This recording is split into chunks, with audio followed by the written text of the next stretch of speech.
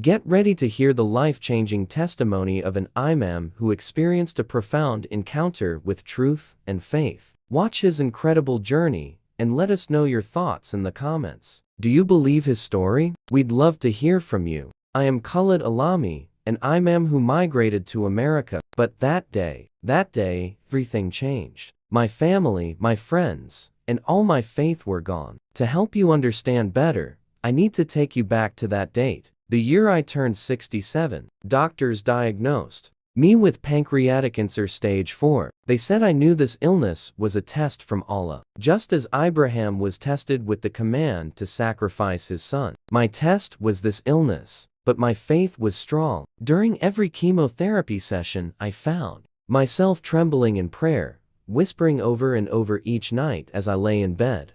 I would pray, if I die tonight, oh, Allah, let me meet you. And in the end, my prayers would be answered, but not in the way I expected. One day, after returning home from a chemotherapy session, I felt a tightness in my chest. At first, I thought it was just a cramp, but it grew worse. Breathing became nearly impossible. When I looked around, I saw nurses and doctors rushing around my body.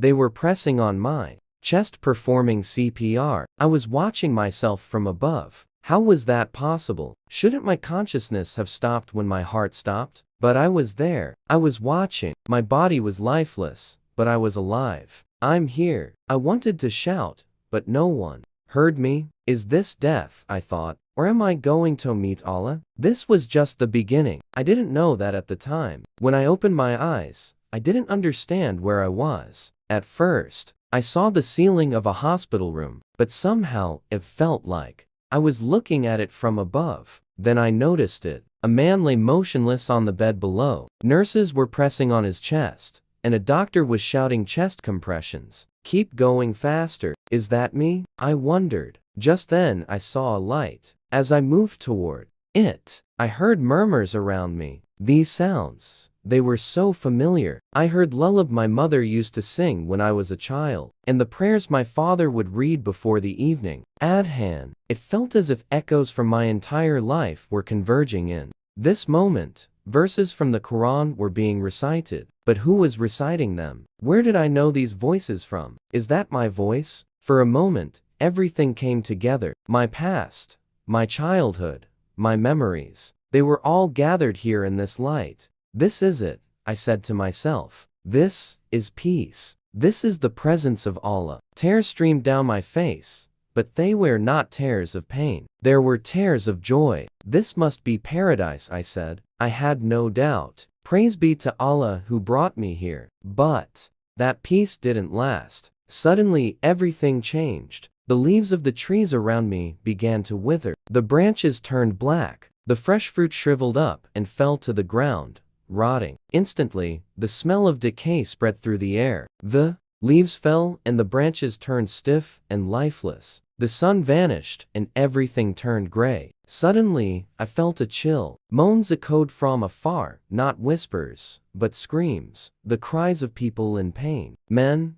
women, and children. They were all crying. Their suffering seeped into my heart. But worse than that was one voice that stood out. A woman's scream. Yes, that voice. It was my mother's voice. Have mercy, she cried. It was so dark. But this darkness wasn't like the darkness you see when you close your eyes. This darkness surrounded me, smothered me. It was a darkness that echoed inside my mind. An endless void. No up, no down. Just darkness. But within that darkness, there was a voice. It was deep and resonant, as if it was right next to my ear, so deep, I felt it vibrating in my chest. Keyed, everything will now be revealed. At that moment, I knew this was hell. This was the place Allah had warned us about. And I was here. Why was I here? It had to be a mistake. I am an imam. I served Allah. Why am I here? But no answer came. Only silence. Ahead of me was a throne. It stood high on a platform. Someone was sitting on it. When I saw him, my knees gave out. No, this had to be an illusion. This couldn't be real. Sitting there, chained by his hands, and shackled by his feet was a man. I recognized him instantly. It was him, the man I spoke about in every sermon and every KBA prophet. Muhammad. What was he doing here? His hands were bound with thick iron chains. His eyes, they were filled with sorrow. His face showed a mixture of pain, regret, and helplessness. He looked at me. He looked directly at me. I dropped to my knees. My lips quivered. This can't be. My heart felt like it was being crushed. Everything was wrong. None of this should be happening. He wasn't supposed to be here. This had to be a mistake. I'm an imam. I screamed med, but he only lowered his head. Tears streamed down his face. This broke something inside me. I felt an icy void in my chest. It whetted me from within. Is this a test? I asked, but no sound came out. My eyes locked onto the prophet. Speak. Why aren't you saying anything? Why? Suddenly a voice echoed around the throne. It was unlike any voice I had ever heard in the world, deep, resonant, ancient. The sound pinned me to my spot. The time has come for you to know, Khalid. Everything will be revealed. I had heard this voice before. It sounded like the voice of Allah. But if this was Allah's voice, then why was it here in a place like this? Why was I here? I didn't have an answer, but I knew one thing for certain. This was hell. This was the hell I had preached about, the one Allah had promised. But why was I here? As someone who had served Allah, I shouldn't be here. I wasn't supposed to be here at that moment. I realized that everything I believed in was about to be shattered. In the stillness that followed, a book appeared before me. It fell from the sky, crashing to the ground in a cloud of dust. Everything around me trembled. My eyes fixed on the book. I knew that book. It was the Quran. What is the Quran doing here? I wondered. As I pondered the question, the book began to open on its own. The pages turned slowly, though there was no wind. It was as if invisible fingers were flipping each page, one by one. I didn't blink. This had to be a sign. It had to be an answer. At that moment, I heard a voice. This voice was deeper than anything I'd ever heard before. It was powerful enough to shake the heavens and the earth. It was so sharp it felt like it was speaking directly to my heart. Who is Allah, Kid? Have you ever questioned that? Something broke inside me. I clutched my head in my hands. What kind of question is that? Who would ever question Allah? My heart began to race. This had to be a test. I recognized that voice. It had to be the voice of the Lord I had spoken about in my sermons. With confidence I shouted back, He is the creator of all things. He is Allah, the most merciful, the most compassionate. But the voice didn't seem to hear me. Or maybe it did, but it didn't care. How do you know? He is the creator of all things, Kid. Have you ever truly thought about that? I froze. My face went pale with a cold sweat. I had never asked myself that question before. Who is Allah? I had never asked it. All I needed to know was that He was the creator of everything. Wasn't that enough? But the voice wanted an answer to that question. The Quran's pages began to turn faster. One by one, images began to rise from the pages. At first, they looked like cloud of dust, but then they became clear. It was the scene of a city. I recognized it immediately. It was the Kaaba, but it wasn't the Kaaba I knew. It was surrounded by idols. People circled it with incense in their hands, praying to their gods. There were 360 idols around it, each one representing a different god. What is this? How is this possible? Isn't the Kaaba the house of Allah? Just then, the voice spoke again. This is the Kaaba before Islam. Look at the idols. Kid, do you recognize their names? Alat, Amanat, Aluza, and one more name. These were the idols I had spoken about in my sermons. Yes. These are the gods of the age of ignorance. I know this. This must be part of the test. I reassured myself. But the voice wanted to show me something else. Where did they place Allah? Kid? Where was He? In the Kaaba? I was confused. Allah wasn't an idol. Allah is greater and above all of them, shouted. But the voice continued. But didn't people pray to Allah even before Islam? Kid. A flash of realization struck my mind. Yes. The Arabs believed in Allah before Islam, but this Allah was the God above their other gods. That's why we said, Allah is one. Then who was that? Allah, kid. What do you mean, who? Allah is Allah, I yelled. But inside me, that unsettling doubt took hold. I had never asked that question before. Never. Another image appeared. This Timite was an older scene. It wasn't Arabia. It was another region. It was the land of Canaan. People were gathered around a temple. They held bowls of offerings and animal sacrifices gathered around an altar. I recognized the people. They were Canaanites, known for their idol worship. But when I looked closely at the large idol they were bowing to, my heart stopped. The name of that idol was Baal. My knees gave out. My eyes widened in shock. This can't be. There was an inscription carved onto Baal's body. It was written in a script that looked very similar to Arabic. One word stood out. LL. I knew that word. It was the ancient term for God. It was used in old Hebrew texts to refer to God. How could that be? Here, the voice whispered closer than ever. Before Baal, the name Allah that the Arabs used. You've never thought about it before, have you, kid? Suddenly, a strong wind swept over me. Breath. That was the first thing I felt. My lungs sucked in air so hard it felt like I had been pulled out of water. After drowning, my eyes opened, but my vision was blurry. Light shined from above. Everything was white. Silhouettes moved around me. He's breathing. He's back. One of the voices echoed in my ear. It sounded distant, like it was coming from a tunnel. Where was I? The pain in my lungs, the sharp, shallow gasps of air told me I was alive. Am I alive? That thought echoed in the depths of my mind. But I had died. I knew I had died. I'd just been in a place that felt like hell. I'd seen Gaddafi, Bin Laden, and many more. And that figure on the throne, the prophet. Why was he there? But now was here, back in my body, my hands, my feet, my chest. They were mine once again. But that cold feeling lingered deep inside me. The sounds around me became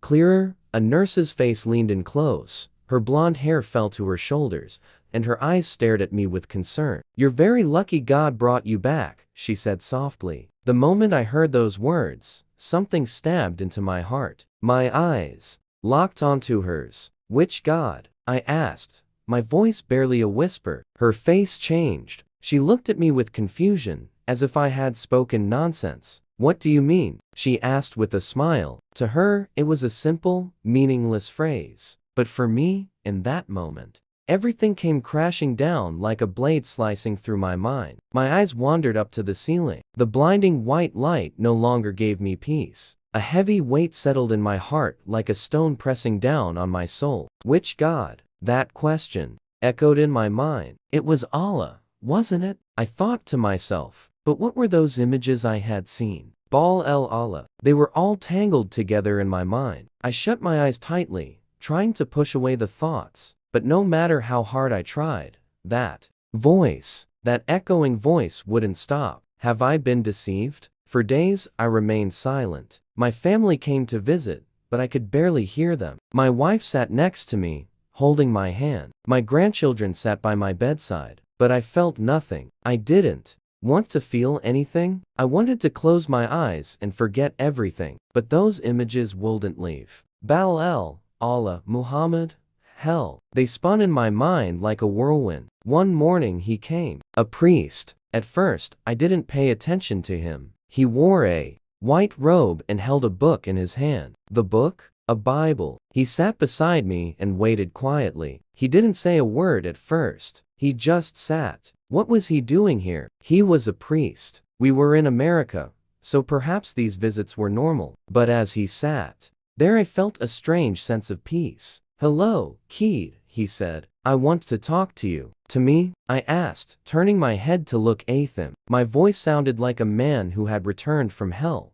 horror-cracked and desperate. The priest smiled. Yes, with you. He placed the Bible on his lap and watched me silently. You saw something, didn't you? He said. My heart stopped for a moment. He knew what I saw. I shouldn't talk to him, but deep down there was a part of me that wanted to. A part of me that wanted to tell him everything. But if I did? What would happen if I did? How do you know what I saw? I asked him, locking eyes with him. I turned my head and looked at the ceiling again. My eyes began to fill with tears. It was such a heavy feeling, indescribable. But the more I stayed silent, the heavier that weight became. I saw hell, I said in a strained voice. The priest nodded. Yes, he said calmly. There was a throne, I stammered, and on it someone was sitting there. But he wasn't supposed to be there. He wasn't supposed to be there. Tears flowed from my eyes. The priest said nothing. There was no judgment on his face. He just listened. Who was it? He asked. I lowered my head and covered my face with my hands. Muhammad, I said. He was there, but he wasn't supposed to be there. As I spoke those words, the weight in my chest doubled. It felt like a stone had settled on my heart. The priest took a deep breath. And what about Jesus? He asked. I opened my eyes and looked at him. Jesus? No, Jesus wasn't there. He wasn't one of the crucified souls. But why wasn't he? I had never asked myself that question. Because Jesus was the Savior, wasn't he? But this time, for the first time, I wondered where Jesus was. The priest slowly opened the Bible. He read quietly, I am the way, the truth, and the life. No one comes to the Father except through me. John 14:6. I had heard that verse before, but this time every word felt like a dagger to my heart. I am the way, the truth, the life. The words echoed in my mind. The priest placed his hand on my shoulder. God brought you back, kid, because he doesn't want to lose you. From that moment on, I was never the same. Something inside me had changed. Mimand became a battlefield. Was it all a lie? That question echoed in my mind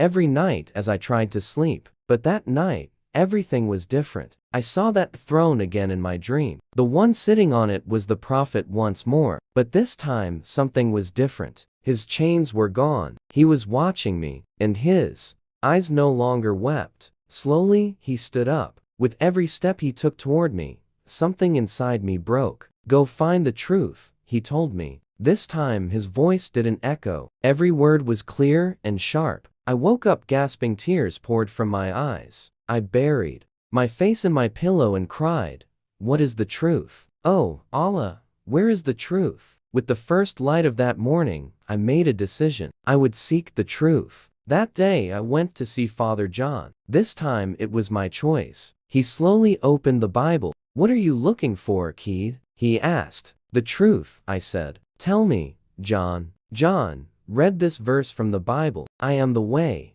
the truth, and the life. No one comes to the Father except through me. John 14:6. The words pierced my heart like a blade. No one comes to the Father except through me. That sentence was etched into my mind. Jesus. Who was Jesus? I had never asked myself that question before, but now I had to. That night I had another dream. This time there was no one sitting on the throne. There was only a light. From that light, a figure emerged. A man in white robes. I didn't need to ask his name. I knew who he was. He walked toward me. Oh, not be afraid, he said. I am here. Those two words shook me so deeply that I woke up immediately. The next morning, I went to Father John and asked John would Jesus accept me. John smiled warmly. He's been waiting for you, kid. While holding the Bible in my hands, my grandson Yusuf saw me. Grandpa, what's that?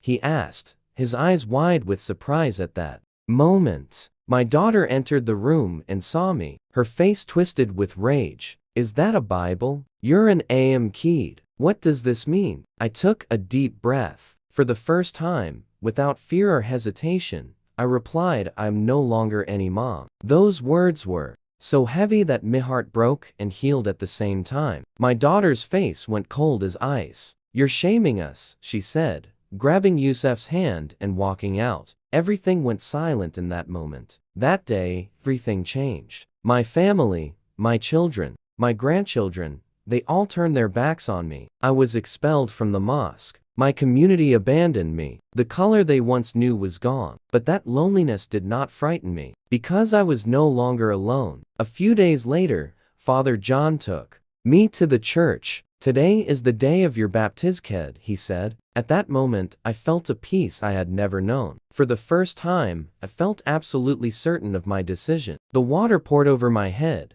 and it felt like everything had been washed away. All the chains, the nightmares, the throne, they all flowed away with the water. Tears rolled down my face, but this time they weren't cold. They were warm. For the first time, I felt free. I heard a voice in my heart. You have found me. For years, I prayed to Allah, but for the first time, I received an answer from Jesus. That sentence changed everything for me. The old Keed no longer existed. I was no longer an imam. I was just a man. But for the first time, I was truly alive. Not long after, I experienced a miraculous healing. The cancer that had gripped my body was gone. The doctors were baffled, but I knew who had healed me. Every morning I open the Bible. Every morning, I fall to my knees and pray. But now, the words that pour from my lips have changed. Thank you for waiting for me, Jesus. Thank you for finding me. One morning, I woke up for the first time. I had no nightmares. There was no throne in my dreams. No weight, no cold, no chains. All of it was gone. I was now in the arms of Jesus, and for the first time, I was truly alive. I am the way, the truth, and the life. John 14:6. Thank you so much for watching. God bless you.